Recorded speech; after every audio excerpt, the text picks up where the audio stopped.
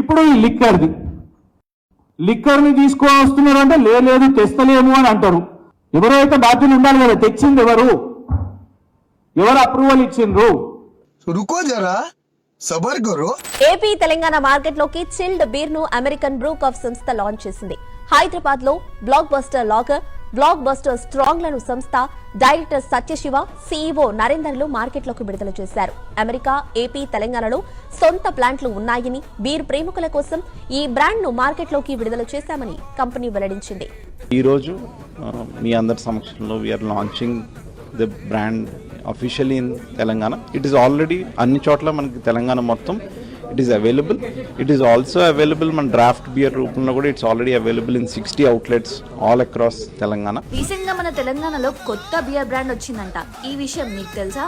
కానీ మా ఫ్రెండ్స్ కి తెలవంగానే పోయి జల్దీ ఒక బాక్స్ నిండా బియర్స్ తెచ్చుకున్నారు.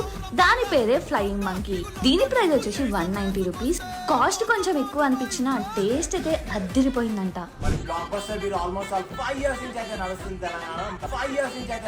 తెలంగాణ.